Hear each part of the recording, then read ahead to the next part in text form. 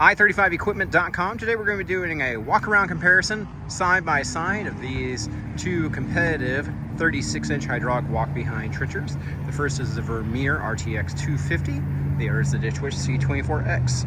And to be very open and honest, we are here in Oklahoma, which is Ditchwitch country. They're made and manufactured about 35 to 45 minutes north of our shop here. We're going to try to be unbiased and just share some facts with you. All right, so we're going to start at the heart of things with the engines. On your Vermeer, you're going to be running the Kohler engine. It is fuel injected, putting out 25 horsepower. The Ditchwitch utilizes the Honda. That Honda puts out just about 22 horsepower. It is carbureted. Both are tried and proved engines. It's a GX690 here. Both are, of course, going to be key start. Plenty of power for either. However, of course, the Vermeer is going to take the cake in that competition just because 3 extra horsepower makes a big difference. Now, something that could bear as a issue, is good or bad, is that the Vermeer, being a commercial built application, is quite a bit heavier.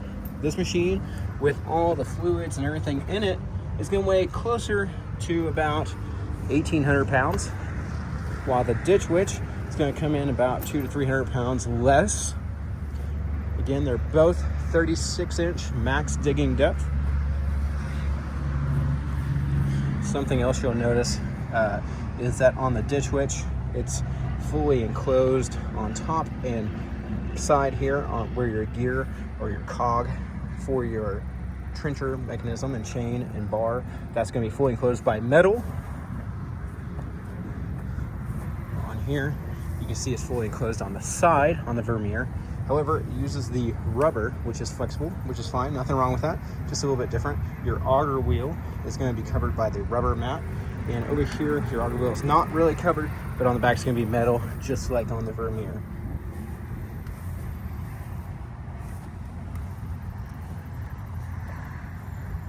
When you're actually operating them, something that's noticeable is that on the Ditchwitch, your track operation is handled left and right. That's going to be reverse or turning, and you do them in opposite directions. However, on the Vermeer, to go left or right, you just push the handlebars left and right. And then your forward and reverse is handled by this lever here. This is neutral, and you push it up for forward at different speeds, reverse in different speeds. Your bar control is going to be right here, and then your trencher, or the actual trenching action handled by the chain in clockwise or counterclockwise, is going to be handled by this controller. Over here, your bar is going to be on the left hand side, while your chain control is going to be held back, either trenching or in reverse to back out from a rock with this handle. Plenty of commercial guys using that Ditchwitch. It's a great machine. If you're looking for the heavier duty, more power option, the Vermeer wins that. Now, if you're in the market for a trencher, check out our full and up-to-date inventory of trenchers online. We have had quite a few Ditchwitches. We've only had the one Vermeer so far, and we've had Barretto in the past, as well as Moorbark.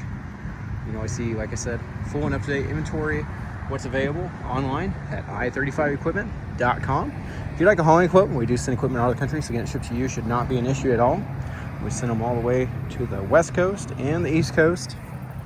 Welcome you to come pick it up as well for yourself, or handle your own hauling if you like.